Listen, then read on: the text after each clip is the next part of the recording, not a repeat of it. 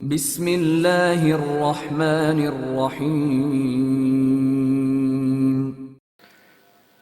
कागज़ी क़यामत। इमरान शरीफ, मुसन्निफ़ Mazhar Kaleem M.A। Headquarter की इमारत किला नुमा थी। इसकी दीवारें इतनी ऊंची थीं कि इन दीवारों पर चढ़ने का तो आदमी तस्वुर ही ना कर सकता था। एक बड़ा सा गेट था जिसके बाहर 5 मुसल्लह अफराद बड़े चौकन्ना अंदाज में पहरा दे रहे थे। इमारत की पुश्त पर दरिया था, जबकि दाएं और बाएं तरफ घास के वसी मैदान फैले हुए थे, जिनके गिर्द खारदार तार की बाड़ मौजूद थी और इनके मैदानों के कोनों में सर्च टावर बने हुए थे, जिन पर दूरबीन उठाए मुसल्लह अफराद पहरा दे रहे थे। चीफ शाकिल ने दूर ही से इस सिचुएशन का जायजा लिया तो ये सोचने पर मजबूर हो गया कि यह किला तो नाकाबिले तस्खीर है। इसके अंदर दाखिल होना हर लिहाज से नामुमकिन नजर आ रहा था और वो मुसलसल इसी सोच में था कि ऐसा कौन सा तरीका इख्तियार किया जाए जिससे वो महफूज तौर पर इमारत के अंदर दाखिल हो सके। इस इमारत से काफी दूर वो एक अंधेरी गली में खड़ा यही सोच रहा था कि अचानक एक तरकीब इसके जहन में आ गई। ये तरकीब ऐसी थी कि जिसमें 100% रिस्क भी शामिल था, मगर चीफ शाकिल जानता था कि रिस्क लिए बगैर मंजिल तक पहुंचना नामुमकिन है। चुनाचे से इस तरकीब पर अमल करने का फैसला कर लिया और फिर इसने बड़ी तेजी से अपने कपड़े उतारे और गली में एक मकान के टूटे हुए हिस्से में छुपा कर रख दिए। बूट और जुराबे भी इसने उतार कर रख दी। अब इसके जिस्म पर सिर्फ एक छोटी सी निक्कर थी। इसने हाथ मारकर अपने बालों को परेशान किया और फिर इसी तरह गली से बाहर निकलकर इसने हेडक्वार्टर के गेट की तरफ चलना शुरू कर दिया। वो बुरी तरह लुढ़खड़ा रहा था। यूं लगता था जैसे से शराब की सैकड़ों बोतलें पी रखी हों। इसी तरह लुढ़खड़ाता हुआ वो आहिस्ता आहिस्ता मेन गेट की तरफ बढ़ता चला गया।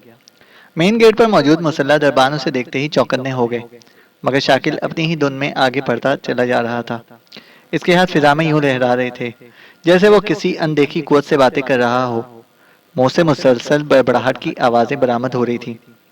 खबरदार, रुक जाओ, कौन हो तुम? एक दरबान ने इंतहाई कड़क लहजे में शाकिल से मुखातिब होकर कहा। हमारे पास आओ, मत जाओ, आग लग गई है, आग हर तरफ आग, मत जाओ प्यारे, आज की रात रंगीनियां। चीफ शाकिल मुसलसल बड़बड़ाता हुआ आगे बढ़ा चला जा रहा था। इसका अंदाज ऐसा था जैसे से कुछ सुना ही ना हो। या तो ये पागल है या फिर आउट हो गया है, एक और दरबान ने हंसते हुए कहा। इसी लम्हे शाकिल इन दरबानों के करीब पहुंच गया।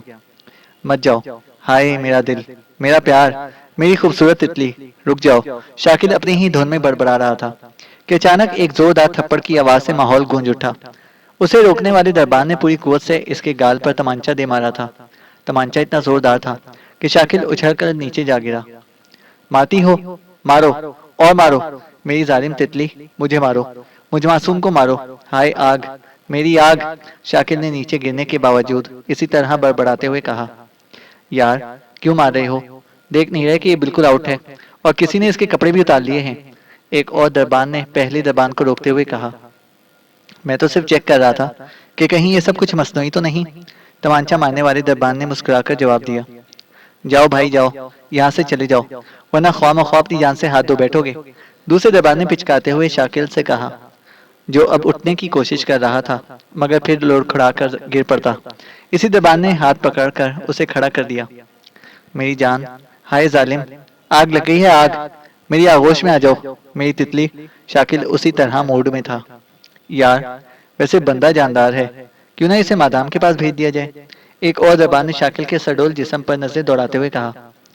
हाँ, इसकी आग हमेशा के लिए बुझ जाएगी, दूसरे ने कहकर मारते हुए कहा। ठीक है, मादाम ने भी जान अजाब में डाल रखी है, चलो इसे दिखाते हैं, शायद मादाम को पसंद आ जाए। तमांचा मारने वाले दरबान ने भी रजामंद होते हुए कहा।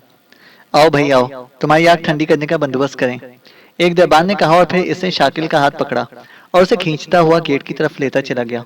शाकिल इसी तरह बड़बड़ाता जा रहा था। गेट के बाहर एक लकड़ी का चौड़ा सा केबिन बना हुआ था। दरबान ने शाकिल को इस केबिन के दरवाजे पर खड़ा किया और खुद तेजी से केबिन में दाखिल हो गया। केबिन की दीवार पर एक बड़ा सा स्विच बोर्ड लगा हुआ था, जिस पर मुख्तलिफ रंगों के बेशुमार बटन नुमाया नजर आ रहे थे। दरबान ने एक बटन दबाया और स्विच बोर्ड के साथ दीवार से लटका हुआ माइक खींचकर मुंह से लगा लिया। मादाम से बात कराओ, गेट इंचार्ज बोल रहा हूँ, दरबान ने माइक में बोलते हुए कहा। इसका लहजा खासा तहकमाना था। चंद लम्हों बाद ही केबिन में एक मुतरन्नम नस्वानी आवाज गूंजी। Yes, madame speaking. लहजा खासा तहकमाना था। मादाम, मैं गेट इंचार्ज बोल रहा हूँ। हमारे पास एक खूबसूरत और ताकतवर नौजवान मौजूद है जो नशे में बिल्कुल आउट है। इसके कपड़े भी किसी ने उतार लिए हैं, मगर वो आपके म्यार पर यकीनन पूरा उतरेगा। मैंने सोचा कि आपसे बात कर लूं। गेट इंचार्ज ने बड़े मुअद्दबाना लहजे में बात करते हुए कहा। उसे केबिन में लेकर टेलीकास्ट करो, मैं देखना चाहती हूँ। मादाम की आवाज सुनाई दी। बेहतर मादाम, गेट इंचार्ज ने कहा और फिर इसने फुर्ती से माइक वापस दीवार में लगे हुए हुक में लटकाया और केबिन से बाहर खड़े शाकिल का हाथ पकड़कर केबिन के अंदर ले आया। इससे शाकिल को केबिन के दरमियान खड़ा करके केबिन का दरवाजा बंद कर दिया और फिर तेजी से स्विच बोर्ड पर लगे हुए मुख्तलिफ बटन दबाने लगा। शाकिल मुसलसल बड़बड़ा रहा था। वो कभी इधर घूम जाता, कभी उधर डोल जाता। केबिन में अचानक तेज रोशनी फैल गई और इसके साथ ही चार मुख्तलिफ रंगों के तेज बल्ब भी केबिन के चारों कोनों में जलने लगे। आग! हाय मेरी आग! मेरी तितली, मेरी आगोश में आ जाओ। आग बुझा दो। रंगीन खूबसूरत रात, मौसम की तरंग। शाकिल बड़बड़ाने के साथ साथ इधर उधर लड़खड़ा रहा था, जबकि गेट इंचार्ज केबिन के दरवाजे से लगकर खामोश खड़ा था। ठीक है। अचानक मादाम की आवाज केबिन में गूंजी और गेट इंचार्ज ने तेजी से आगे बढ़कर बटन ऑफ करने शुरू कर दिए और केबिन में फैलने वाली तेज लाइट बुझ गई। अब वहां पहले ही वाला नॉर्मल माहौल हो चुका था। गेट इंचार्ज ने माइक उतार लिया। इसे चेकिंग रूम में भिजवा दो, मादाम की आवाज सुनाई दी और गेट इंचार्ज ने पहले वाला बटन ऑफ कर दिया। चलो प्यारे, तुम्हारी मौज बन गई, मजे लूटो, गेट इंचार्ज ने मुस्कुराते हुए कहा और फिर इसने केबिन का दरवाजा खोलकर शाकिल को बाहर घसीट लिया। इसके बाद वो इस बड़े गेट के पास आया और इसने गेट के कोने में लगा हुआ एक छोटा सा बटन दबाया। बटन दबते ही गेट की छोटी खिड़की खुल गई। गेट इंचार्ज शाकिल को लेकर गेट के अंदर दाखिल हुआ और फिर इसने वहां मौजूद दरबानों में से एक से मुखातिब होकर कहा, ये मादाम का शिकार है, इसे चेकिंग रूम में पहुंचाओ। यस सर, इस दरबान ने मौदबाना लहजे में कहा और फिर वो शाकिल का हाथ पकड़कर तेजी से करीब मौजूद एक छोटी सी जीप की तरफ बढ़ता चला गया। अपने साथियों से अलहदा होकर ब्लैक ने पहले तो अपने तौर पर हेडक्वार्टर का जायजा लिया, मगर जब उसे हेडक्वार्टर में दाखिला नामुमकिन नजर आया तो उसने यही फैसला किया कि सिर्फ दरिया की जानिब से ही हेडक्वार्टर में दाखिल हुआ जा सकता है। मगर दरिया के दूसरे किनारे पर पहुंचने के लिए उसे पूरे शहर का चक्कर लगाना पड़ जाता। चुनाचे से एक टैक्सी पकड़ी और सीधा मेन मार्केट में आ गया। यहाँ आकर वो एक सुपरमार्केट में घुस गया और फिर तकरीबन 1 घंटे बाद जब वो मार्केट से बाहर निकला तो एक बड़ा सा बैग इसने अपने कंधे पर उठा रखा था। बैग उठाए वो सीधा टैक्सी स्टैंड की तरफ बढ़ता चला गया। मुझे क्रॉस रेवेन्यू पर जाना है। ब्लैक ने बैग टैक्सी की पिछली नशिस्त पर फेंकते हुए टैक्सी ड्राइवर से मुखातिब होकर कहा। ठीक है, बैठिए, टैक्सी ड्राइवर ने सर हिलाते हुए कहा और ब्लैक ने अगली नशिस्त का दरवाजा खोला और नशिस्त पर बैठ गया। क्या इस वक्त किसी तफरीह के लिए क्रॉस रेवेन्यू जा रहे हैं? टैक्सी ड्राइवर ने टैक्सी आगे बढ़ाते हुए बड़े इश्तियाक आमेज लहजे में कहा। हाँ, एक दोस्त से वहां पहुंचना है और गर्मियों की ये रात हमने पानी में गुजारने का प्रोग्राम बनाया है। ब्लैक ने मुस्कुराते हुए जवाब दिया। Oh, very good idea, wish you good luck, taxi driver ने बेख्तियार हंसते हुए जवाब दिया। थैंक यू, ब्लैक ने भी मुस्कुराते हुए जवाब दिया। टैक्सी मुख्तलिफ सड़कों से होती हुई काफी देर तक दरिया के साथ साथ मौजूद सड़क पर चलती रही और फिर एक पुल क्रॉस करके वो दरिया के दूसरे किनारे पर पहुंच गए। क्रॉस रेवेन्यू दरिया पर तफरीह के लिए एक खास घाट था, जहां किश्ती रानी के साथ साथ मछली पकड़ने के लिए भी खुसूसी स्पॉट बने हुए थे।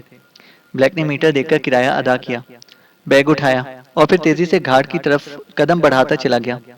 घाट पर तफरीह करने वालों का खासा रश था। अभी ब्लैक घाट के करीब पहुंचा ही था कि अचानक उसे तफरीह करने वालों में चौशान भी नजर आ गया। चौशान के गले में एक ताकतवर दूरबीन लटकी हुई थी और वो रीलिंग के सहारे खड़ा दरिया में चलने वाली किश्तियों को देखने में मसरूफ था। ब्लैक उसे यहाँ देखकर हैरान रह गया, क्योंकि इन तीनों के दरमियान तो यही तय हुआ था कि वो तीनों अलग-अलग हेडक्वार्टर में दाखिल होंगे। मगर चौशान तो बड़े इत्मीनान से यहाँ खड़ा तफरीह में मसरूफ था।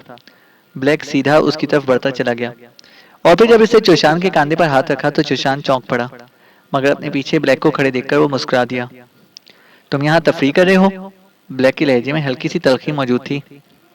अरे नहीं, ऐसी कोई बात नहीं, मैं मिशन पर हूँ, चौशान ने मुस्कुराते हुए जवाब दिया। मगर यहाँ? ब्लैक ने हैरान होते हुए पूछा। आओ मेरे साथ, चौशान ने कहा और फिर वो तेजी से दाएं तरफ बढ़ता चला गया। ब्लैक बैग उठाए इसके पीछे चलता चला गया। थोड़ी देर बाद वो लोगों से हटकर तन्हा जगह पर आ गए। दरअसल बात यह है कि मैंने हेडक्वार्टर का जायजा लिया था।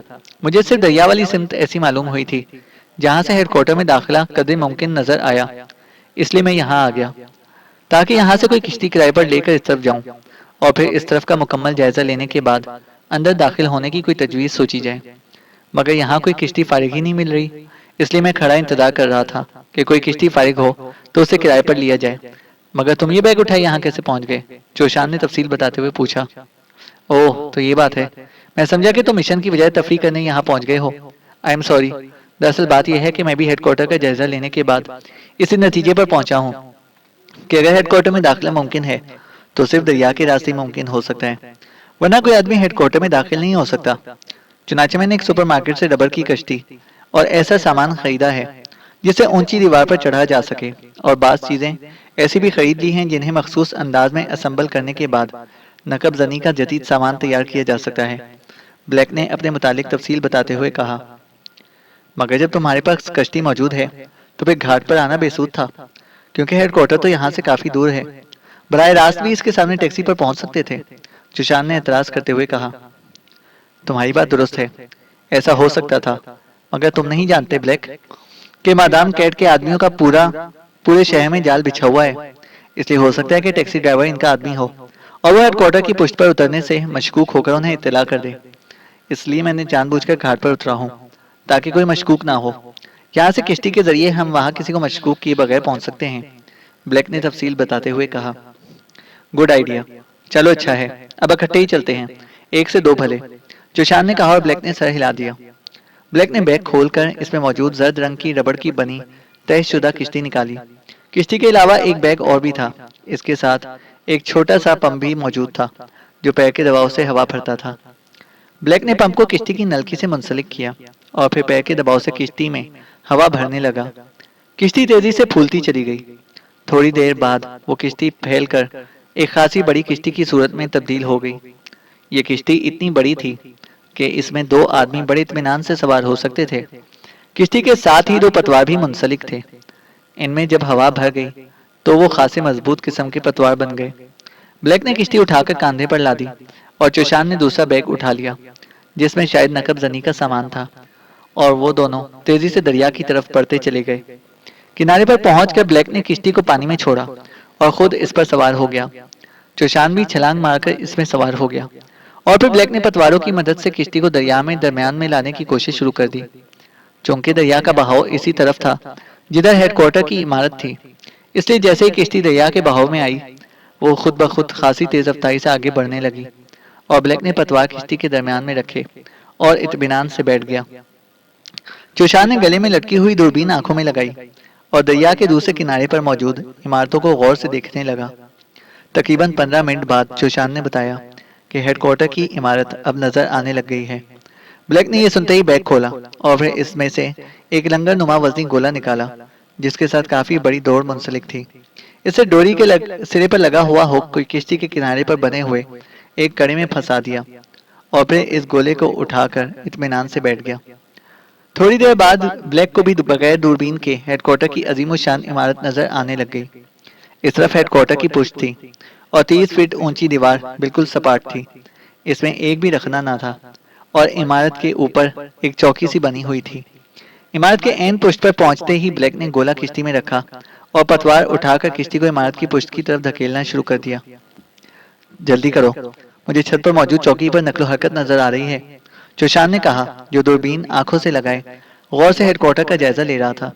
और ब्लैक ने और ज्यादा जोर लगाकर किश्ती को धकेलना शुरू कर दिया और फिर जैसे ही किश्ती इमारत की पुष्टी दीवार के करीब पहुंची, इसे पतवार फेंककर गोला उठाया और पानी में फेंक दिया। किश्ती को एक झटका सा लगा मगर किश्ती वहीं रुक गई। अब वो एक जगह जम सी गई थी। इसी लम्हे इमारत की छत पर से सर्च लाइट की तेज रोशनी नमदार हुई और इसकी तेज रोशनी एक चक्कर में दरिया के दरमियान और दूसरे किनारे पर पड़ने लगी, मगर वो दोनों दीवार के बिल्कुल करीब होने की वजह से इस सर्च लाइट की जद से बच गए थे। और फिर एन इसी लम्हे एक और किश्ती दरिया के मुखालिफ बहाव से नमदार हुई। इसमें 2 मर्द और 2 औरतें सवार थीं और वो दोनों पतवारें संभाल कर किश्ती को आगे धकेलने में मसरूफ थे। क्योंकि बहाव मुखालिफ होने की वजह से उन्हें बहुत जोर लगाना पड़ रहा था। सर्च लाइट ने इस किश्ती को अपनी जद में ले लिया। चंद लम्हों तक वो लाइट किश्ती पर मरकूज रही और फिर एकदम बुझ गई। अब हर तरफ अंधेरा सा फैल गया था और वो तफरीही किश्ती आगे बढ़ती चली गई थी। वो लोग मुतमईन हो गए हैं, वरना उन्होंने मुकम्मल जायजा लेना था। ब्लैक ने मुस्कुराते हुए जवाब दिया। हाँ, इस तफरीही किश्ती ने इनका शक तो दूर कर दिया है, चौशान ने जवाब देते हुए कहा। इस तरफ से भी दाखिला नामुमकिन ही नजर आता है। ऊपर चढ़ा नहीं जा सकता क्योंकि ऊपर चेकिंग स्पॉट मौजूद है और दीवार इतनी मोटी है कि शायद हम जिंदगी भर भी इसमें सुराख न कर सकेंगे। ब्लैक ने कदे मायूसाना लहजे में तबसरा करते हुए कहा। हाँ, बज़ाहिर तो हालात ऐसे ही नजर आते हैं, मगर मेरा ख्याल है कि हम अगर गौर करें तो कहीं ना कहीं कोई कमजोर पहलू नजर आ जाएगा। चौशान ने मुतमईन लहजे में कहा। वो बड़े गौर से इमारत की पुश्ती दीवार को देख रहा था, जो इंतहाई मजबूत कंक्रीट के बड़े बड़े ब्लॉकों से बनाई गई थी और इन ब्लॉकों को इस तरह जोड़ा गया था कि इनमें मामूली सा भी रखना नजर ना आ रहा था। एक तरकीब समझ में आई है, अचानक ब्लैक ने चौंक कर कहा। वो कौन सी? चौशान भी चौंक पड़ा।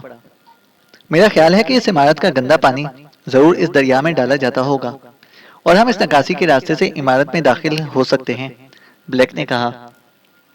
वेरी गुड आइडिया, यकीनन ऐसे ही होगा, और जितनी बड़ी इमारत है इतना ही बड़ा नकासी का रास्ता भी होगा, चौशान ने खुश होते हुए कहा और दूरबीन से वो इमारत और दरिया की सतह को गौर से देखने लगा।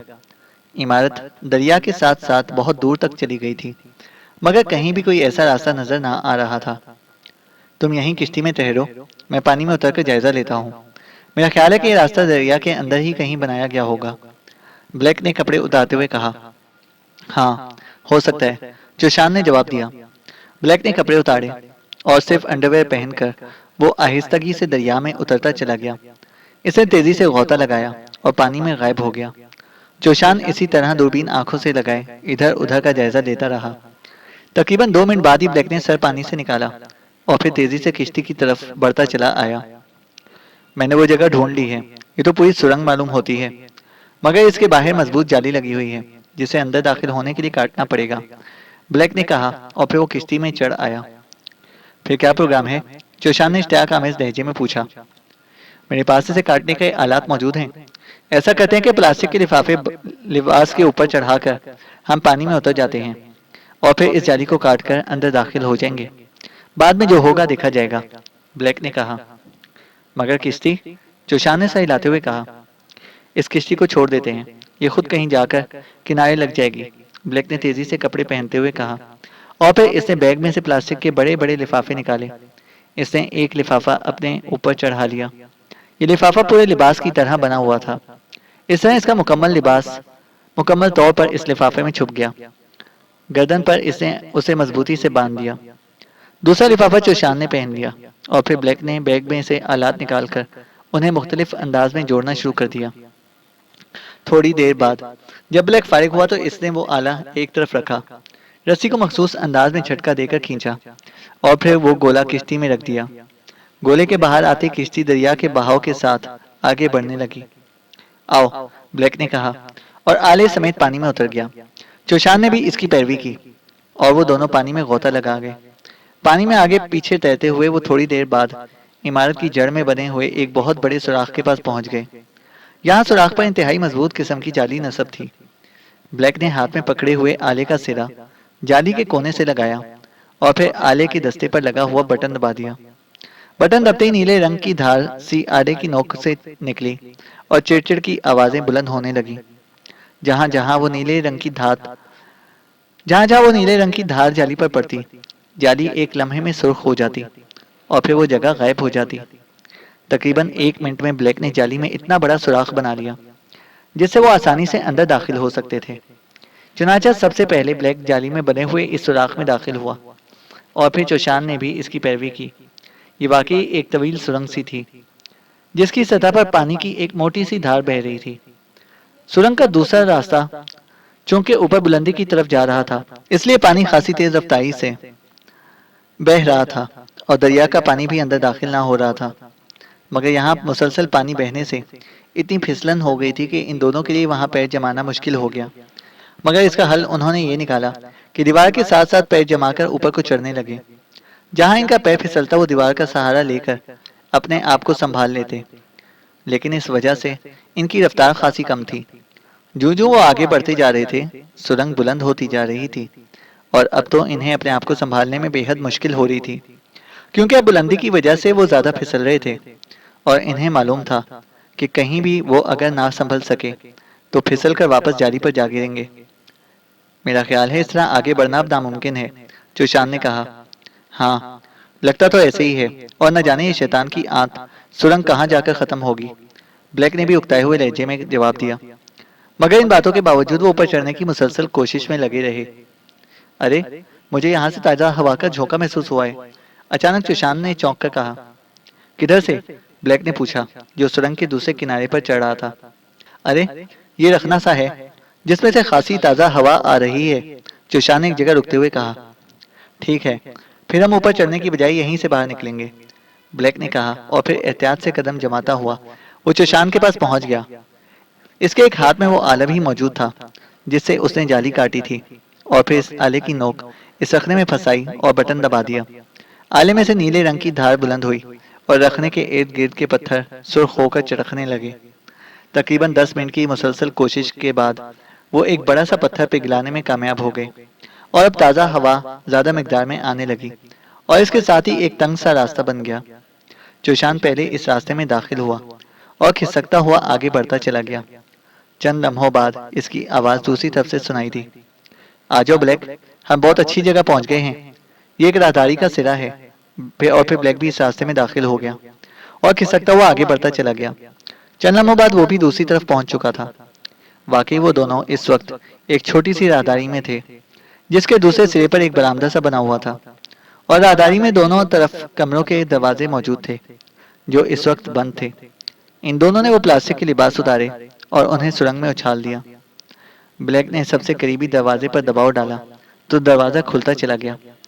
ब्लैक चंद लम्हे बाहर खड़ा अंदर की आहट लेता रहा, मगर जब कोई रद्द-ए-अमल ना हुआ तो वो कमरे में दाखिल हो गया। चौशान भी इसके पीछे था, मगर जैसे ही वो दोनों कमरे में दाखिल हुए, अचानक एक जोरदार धमाके से दरवाजा बंद हो गया और इसके साथ ही चट की आवाज से कमरा रोशन हो गया। वो दोनों चौंक कर मुड़े, मगर कमरे में कोई आदमी मौजूद ना था। बड़े बाहिम्मत हो तुम दोनों, हम तुम्हें अपने महल में खुशामदीद कहते हैं। अचानक एक दीवार से एक मुतरन्नम सी आवाज सुनाई दी, और फिर इससे पहले कि वो संभलते, अचानक छत में से दूधिया रंग की गैस एक धार की सूरत में निकली और पूरे कमरे में फैलती चली गई। ये शायद इंतहाई बेहोश कर देने वाली जोर असर गैस थी, क्योंकि चंद ही लम्हों बाद इन दोनों का सांस घुटने लगा और दिमाग पर अंधेरे फैलते चले गए। इन दोनों ने अपने आप को संभालने की कोशिश की, मगर बेसूद। चंद ही लम्हों बाद वो दोनों लुढ़खुड़ाकर फर्श पर जा गिरे और साकित हो गए। वो दुनिया और माफिया से गाफिल हो चुके थे। देव हैकल जहाज ने जैसे ही रनवे को छोड़ा, जहाज में सेफ्टी बेल्ट्स खोल देने का ऐलान रोशन हरूफ में चमकने लगा और मुसाफिरों ने इत्मीनान का एक तवील सांस लेते हुए सेफ्टी बेल्ट्स खोल दी। खूबसूरत लिबास में मलबूस चाकू चौबंद एयर होस्टेस मुसाफिरों को मशरूब पेश करने में मसरूफ हो गई। इस वक्त जहाज में 100 से ज्यादा मुसाफिर सवार थे और एक भी सीट खाली ना थी। ट्रांस एयरवेज का ये तैयारा दुनिया में सबसे ज्यादा तवील सफर करता था। पाकेशिया के बैनुल अक़वामी रनवे पर प्रवास के बाद इसने मुसलसल 8 घंटे प्रवास करने के बाद साउथ एग्रीमिया के मशहूर हवाई अड्डे पर सिर्फ आधा घंटे के लिए रुकना था, और इसके बाद मजीद 9 घंटे तक मुसलसल प्रवास करने के बाद इसकी मंजिल नॉर्थ पोल का बैनुल अक़वामी हवाई अड्डा गार्जीना था, और जहाज में सवार मुसाफिरों की अक्सरियत की मंजिल भी गार्जीना ही थी। जहाज में इमरान के साथ सीक्रेट सर्विस की पूरी टीम आम मुसाफिरों की शक्ल में मौजूद थी। इमरान के साथ जोसेफ भी अपने मखसूस बॉडीगार्ड की यूनिफॉर्म में बैठा हुआ था। नशिस्तों की तरतीब कुछ इस तरह बनी थी कि इमरान और जोसेफ एक सीट पर थे, जूलिया और सफदर इनकी पिछली सीट पर, और तनवीर और नौमानी साथ वाली सीट पर, जबकि इनके पीछे चौहान और सिद्दीकी बैठे हुए थे। कैप्टन शकील किसी और मुसाफिर के साथ बैठा हुआ था। इमरान इस बार मुकम्मल टीम के साथ जा रहा था। पाकेशिया में सिर्फ ब्लैक जीरो अकेला रह गया था। इन सब की मंजिल भी नॉर्थ पोल ही थी। इमरान को तारिक और माइकल के हेडक्वार्टर से ऐसे शवाहिद मिल गए थे जिनसे ये बात पाए सबूत को पहुंच जाती थी कि मादाम कैट का हेडक्वार्टर नॉर्थ पोल में है, और किसी हद तक हेडक्वार्टर की निशानदही भी हो गई थी। चूंकि इमरान को एहसास था कि मुकाबला इंतहाई सख्त होगा, इसलिए इस बार वो पूरी टीम को हरकत में लेकर आया था। इसे चलने से पहले तमाम मेंबर्स को एक शो के रूप में मादाम कैट, इसकी तंजीम और एक्रीमिया में इनकी ताज़ा तरीन कारकर्दगी का मुख्तसर सा खाका बता दिया था, ताकि तमाम मेंबर्स पूरी तरह होशियार और चौकन्ना रहें। और हस्ब तवक्का टीम की सरबराही इमरान को ही सौंपी गई थी, जिस पर तनवीर ने मामूली सा एहतजाज किया था। मगर एक्स2 की एक घर की पर इसने न सिर्फ अपना एहतजाज वापस ले लिया था, बल्कि ये वादा भी किया था कि वो इमरान के साथ मुकम्मल ताउन करेगा। बस करो काले देव, तुम तो गाजीना तक पहुंचते पहुंचते जहाज में मौजूद शराब का सारा स्टॉक खत्म कर जाओगे। इमरान ने जोसेफ से मुखातिब होकर कहा, जो जहाज में बैठने के वक्त से ही मुसलसल पिए जा रहा था, और जैसे ही बोतल खत्म होती वो एयर होस्टेस से नई बोतल की फरमाइश कर देता, और बेचारी एयर होस्टेस अब बोतलें ला ला कर तंग आ गई थी। बॉस, अब तक तुम्हारे पैसे की पिए जाता था, आज मुफ्त की मिल रही है, इसलिए आज मत रोको। जोसेफ ने दांत निकालते हुए जवाब दिया, ये मुफ्त की नहीं है, टिकट के साथ उन्होंने इसकी रकम भी शामिल कर रखी है। इमरान ने उसे समझाते हुए कहा, फिर तो बॉस मुझे 9 अफराद का कोटा पीना होगा। वाह वाह, मजा आ गया। जोसेफ ने नई बोतल का कॉक खोलते हुए जवाब दिया, अभी से चढ़ने लग गई है, जब 9 का कोटा पूरा होगा तो क्या होगा। अचानक जोसेफ के एन पीछे बैठी हुई जूलिया बोल पड़ी, वो शायद इनकी तरफ ही मुतवज्जा थी। तो ये शराब पर चढ़ बैठेगा और क्या होगा, इमरान ने मुस्कुराते हुए कहा। बॉस, क्या बात करते हो, भला मैं शराब पर कैसे चढ़ सकता हूँ। जोसेफ ने अपने तौर पर इमरान का मजाका उड़ाते हुए कहा। जूलिया, तन्वी तुम्हें जोसेफ से बातें करते देखकर बड़ा पेचोताप खा रहा है, मेरा ख्याल है कि तुम सीटें बदल लो। इमरान ने मौजू बदलने के लिए फौरन ही बात का रुख बदल दिया। इमरान साहब, मेरा ख्याल है नौमानी और जोसेफ की सीटें बदल दी जाएं, लुत्फ रहेगा। सफदर जो जूलिया के साथ बैठा था बोल पड़ा, ये अच्छी तजवीज है, और कुछ हो ना हो कम से कम इस तरह हमारी लाइन को सर्व करने वाली एयर होस्टेस की जान छूट जाएगी, जो जोसेफ को शराब सप्लाई करते करते अब खुद भी बोतल की तरह नाचने लगी है। इमरान ने कहा, और इसके साथ ही इसने तनवीर के साथ बैठे हुए नौमानी को अपने पास आने का इशारा किया, और नौमानी उठकर तेजी से इमरान के करीब आ गया। क्या बात है इमरान साहब, नौमानी ने मुस्कुराते हुए पूछा। जोसेफ, तुम तनवीर के साथ जा बैठो, इमरान ने बड़े संजीदा लहजे में कहा। नहीं मास्टर, मैं तुम्हारा बॉडीगार्ड हूँ, और बॉडीगार्ड अपने मास्टर से अलहदा नहीं बैठ सकता, जोसेफ ने बड़े बेनियाजाना लहजे में कहा। वेल डन, अच्छी दलील है, सफदर ने हंसते हुए कहा। अच्छा भाई नौमानी, तुम्हारी किस्मत, जाओ जाकर तनवीर को भुगतो, इमरान ने बड़े मायूसाना लहजे में नौमानी से कहा, और नौमानी मुस्कुराता हुआ वापस मुड़ गया। इमरान साहब, मेरी एक दरख्वास्त है, सफदर ने अचानक संजीदा लहजे में इमरान से मुखातिब होकर कहा। लिख कर पेश करो, इमरान ने बड़ी बेनियाजी से जवाब दिया। लिख कर भी दे दूंगा, फिलहाल जबानी दरख्वास्त पर ही गुजारा करें, वो ये कि इस केस में हमें आज़ादी से काम करने का मौका दीजिएगा, सफदर ने कहा। कौन से केस में भाई, अगर जूलिया के मुतालिक कोई केस है तो तुम आज़ाद हो, चाहे लड़की हो या लड़का, मुझे दोनों अच्छे लगते हैं, इमरान ने कहा, और फौरन ही इसने अपना सर नीचे कर लिया, क्योंकि उसे मालूम था कि जूलिया के हाथ में पकड़ा हुआ हैंडबैग पूरी कुव्वत से सर पर पड़ेगा, और हुआ भी वही। इमरान का फिक्रा सुनते ही जूलिया का हाथ घूम गया, मगर इससे पहले ही इसका हाथ इमरान की सीट के किनारे तक पहुंचता, जोसेफ ने इंतहाई फुर्ती से इसकी कलाई पकड़ ली। खबरदार मिस्सी, मास्टर पर हाथ उठाने वाला जिंदा नहीं रह सकता, तुम औरत हो, इसलिए पहली बार माफ कर रहा हूँ, वरना एक लम्हे में बाजू तोड़ देता, जोसेफ ने गुर्राते हुए कहा, और झटका देकर जूलिया का बाजू छोड़ दिया। खूब, बॉडीगार्ड हो तो ऐसा, सफदर ने जोसेफ की फुर्ती पर इसकी तारीफ करते हुए कहा। भाई, बड़ा खर्च आता है ऐसा बॉडीगार्ड बनाने में, ये काला हाथी, तुम्हारा क्या ख्याल है, खाली गन्ने ही खाता होगा, इमरान ने मुस्कुराते हुए जवाब दिया। जूलिया बिल्कुल खामोश हो गई, इसका चेहरा सुर्ख था, शायद जोसेफ की बात पर उसे गुस्सा आ गया था, मगर इसके बावजूद वो खामोश बैठी रही, क्योंकि उसे अच्छी तरह मालूम था कि काला हाथी बिगड़ गया तो इसे संभालना मुश्किल हो जाएगा। इसी तरह हल्की फुल्की बातचीत में इनका तवील सफर कटता चला गया, और जब जहाज नॉर्थ पोल के हवाई अड्डे गाजीना पर पहुंचा तो वहां सूरज पूरी आबोताब से चमक रहा था। मौसम इंतहाई खुशगवार था और एयरपोर्ट पर खासी चहल पहल थी। जहाज के रुकते ही वो सब एक कतार में नीचे उतर आए। हिदायत के मुताबिक इन सब ने एक दूसरे से अलहदा रहना था और रहने के लिए अपना अपना इंतजाम करना था। इमरान से इनका राब्ता सिर्फ मार्क 11 ट्रांसमीटर पर ही होना था। सिर्फ जोसेफ इमरान के साथ था। इमरान ने जोसेफ के साइडों से लटकने वाले रिवॉल्वरों के लिए खुसूसी बैनुल अक़वामी लाइसेंस बनवाए हुए थे, और इमरान इस वक्त प्रिंस ऑफ ढम्प की हैसियत से नॉर्थ पोल में आया था। कस्टम से फारिग होने के बाद इमरान और जोसेफ जब एयरपोर्ट की अजीमुशान बिल्डिंग के बैरूनी गेट पर पहुंचे तो वहां टैक्सियों की कतारें मौजूद थी, मगर टैक्सियां वहां नंबर्स के हिसाब से इंगेज हो रही थी, इसलिए इमरान और जोसेफ को भी अपनी बारी के लिए इंतजार में रुकना पड़ा। थोड़ी देर बाद उन्हें भी टैक्सी मिल गई। कहाँ चलना है जनाब? टैक्सी ड्राइवर ने मुअद्दबाना लहजे में पूछा। जहाँ तक चल सको, चलते रहो, इमरान ने बड़े संजीदा लहजे में जवाब दिया। और ड्राइवर हैरत भरे अंदाज में इमरान को देखने लगा। मगर पिछली टैक्सी को नंबर देने के लिए उसे तो गाड़ी आगे करना ही पड़ी थी। आपको कहाँ जाना है? ड्राइवर ने हैरत भरे लहजे में पूछा। देखो यार, हमसे मत पूछो, हम तो इस शहर की सैर के लिए आए हैं, इसलिए हमारे लिए तो हर जगह अच्छी है, जहाँ तुम्हारा जी चाहे चले चलो, इमरान ने उसे समझाते हुए कहा। ओह, मैं समझ गया, आप टूरिस्ट हैं। बहरहाल, अगर आप थके हुए ना हो तो मैं आपको शहर की सैर करा दूं, वरना किसी अच्छे से होटल में उतार दूंगा, ड्राइवर ने सर हिलाते हुए कहा। ड्राइवर, मास्टर प्रिंस है, प्रिंस ऑफ ढम्प, इसलिए किसी अरे गहरे होटल में ना लेकर जाना। ऐसे होटल में ले चलो जहां आला किस्म की शराब वाफर मिकदार में मिलती हो। पिछली नशिस्त पर बैठे हुए जोसेफ ने अपने मकसद की बात करते हुए कहा। ओह, मास्टर प्रिंस, बहुत खूब, यानी तमाम प्रिंसों के मास्टर, ड्राइवर ने मुस्कुराते हुए जवाब दिया। वो भी शायद फितरतन शगुफ्ता तबीयत का मालिक था। शुक्र है तुमने प्रिंस तो समझ लिया, वरना मैं तो समझ रहा था कि कहीं तुम मुझे हेड मास्टर किस्म की चीज ना समझ लो।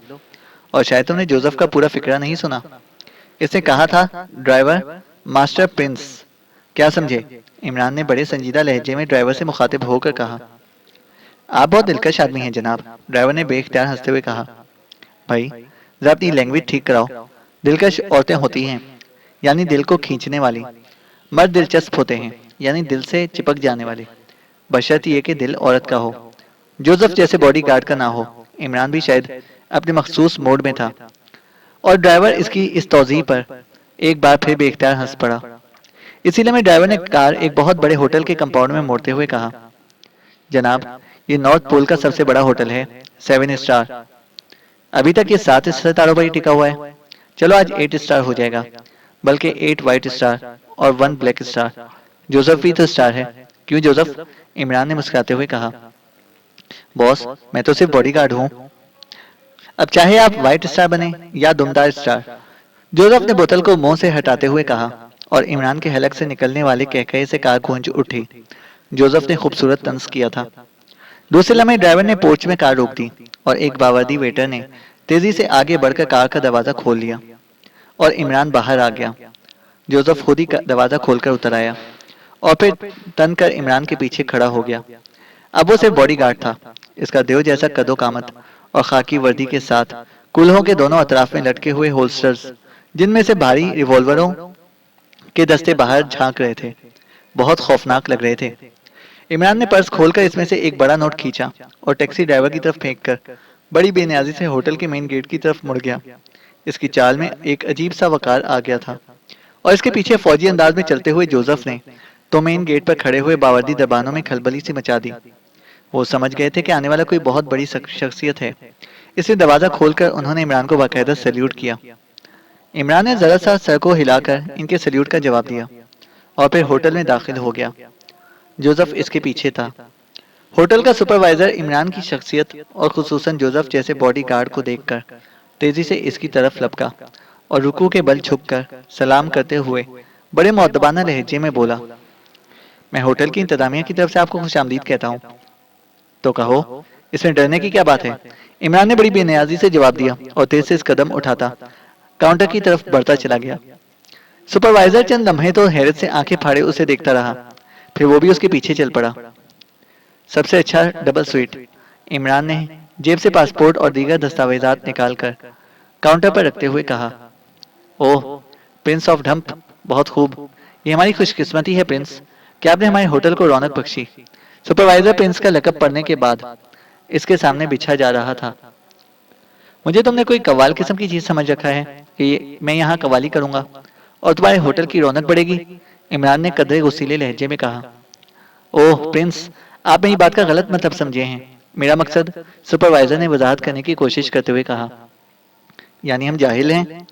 यानी रियासत ढम्प के प्रिंस जाहिल होते हैं? हम मतलब ही गलत समझते हैं। इमरान का लहजा और ज्यादा गुस्सीला होता चला गया। Oh oh, very sorry prince, very sorry. Supervisor बुरी तरह बुखला गया, और सिवाय माफी मांगने के उसे और कोई बात समझ ही ना आई। इतने में काउंटर पर खड़ी हुई खूबसूरत लड़की ने रजिस्टर में अंदराजात मुकम्मल कर लिए, और फिर इसने एक चाबी जिसके साथ होटल का खूबसूरत मोनोग्राम मुंसलिक था इमरान के सामने रख दिया। शुक्रिया, इमरान ने कहा और चाबी उठाकर वो लिफ्ट की तरफ बढ़ता चला गया। इससे सुपरवाइजर की तरफ देखने की तकलीफ की गवारा ना की थी। जोसेफ इसके पीछे पीछे था। इनके लिफ्ट पे सवार होते ही सुपरवाइजर चंद लम्हे काउंटर के पास खड़ा कुछ सोचता रहा। फिर से रिसेप्शनिस्ट लड़की को मखसूस अंदाज में इशारा किया और लड़की ने काउंटर के नीचे से एक सुर्ख रंग का टेलीफोन सेट उठाकर काउंटर पर रख दिया। सुपरवाइजर ने इधर उधर देखा और जब किसी को अपनी तरफ मुतवज्जा ना पाया तो इसने तेजी से नंबर डायल करने शुरू कर दिए। चंद लम्हों बाद ही दूसरी तरफ से किसी ने रिसीवर उठा लिया। Yes, MC2 speaking. दूसरी तरफ से एक शीरीन नुसरानी आवाज सुनाई दी। डिक्सन फ्रॉम 7 स्टार, MC1 से बात कराओ। सुपरवाइजर ने इस बार बड़े बावकार लहजे में कहा। यस, एक मिनट होल्ड कीजिए, दूसरी तरफ से मुअद्दबाना आवाज में कहा गया। और फिर चंद लम्हों बाद एक हल्की सी क्लिक की आवाज सुनाई दी और फिर एक करख्त नुस्वानी आवाज सुनाई दी। क्या बात है डिक्सन? लहजा बेहद सख्त था। मादाम, अभी अभी रियासत ढम्ब का प्रिंस माँ एक बॉडीगार्ड के मेरे होटल में पहुंचा है। इंतहाई खूबसूरत शख्सियत का मालिक है और किसी प्रिंस की तरह ही अहमक और वसीला है, डिक्सन ने मुअद्दबाना लहजे में कहा। फिर मुझे फोन करने का मकसद? मादाम का लहजा पहले से ज्यादा सख्त हो गया। मादाम, दो बातों के लिए मैंने आपको फोन किया है। एक तो ये कि ये नौजवान शायद आपके मेयार पर पूरा उतरे, और दूसरी बात यह कि मैं इस नौजवान की तरफ से मशकूक हूँ, डिक्सन ने जवाब देते हुए कहा। ओह, मगर क्यों मशकूक हो? इस बार मादाम के लहजे में खासी नरमी ऊद कर आई थी। इसलिए मादाम कि मैंने कोहे हिमालय की तमाम रियासतों की सैर कर रखी है, वहाँ ढम्प नाम की कोई रियासत नहीं है। और फिर दूसरी बात यह कि प्रिंस का पासपोर्ट पाकेशिया का बना हुआ है और पाकेशिया में रियासत ढम्प के होने का सवाल ही पैदा नहीं होता।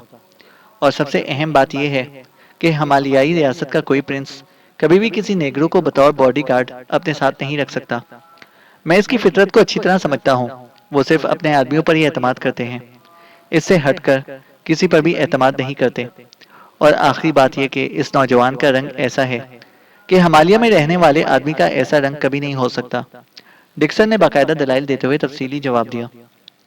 बहुत खूब, मैं तुम्हारी तज्जिए पर बहुत खुश हूँ। यही वजह है कि मैंने तुम्हें इतने अहम मकाम पर रखा हुआ है। बहरहाल मैं इन सब बातों को खुद चेक कर लूंगी। तुमने इन्हें किस कमरे में रखा है? मादाम ने पूछा। मैंने रिसेप्शनिस्ट को मखसूस इशारा कर दिया था, इसलिए इन्हें स्पेशल रूम में रखा गया है। ठीक है, 09 सेक्शन को मैं कह देती हूँ, वो इन्हें वहां से आसानी से ले आएंगे, मादाम ने कहा। ओके मादाम, डिक्सन ने मुस्कुराते हुए जवाब दिया। और जब दूसरी तरफ से रिसीवर रख दिया गया तो इसे भी मुस्कुराते हुए रिसीवर क्रैडल पर रख दिया और फिर रिसेप्शनिस्ट लड़की ने टेलीफोन सेट उठाकर वापस काउंटर के अंदर रख दिया। चैनल को सब्सक्राइब करें और बेल आइकन को प्रेस करें ताकि हमारी हर अपडेट आपको बर वक्त मिल सके।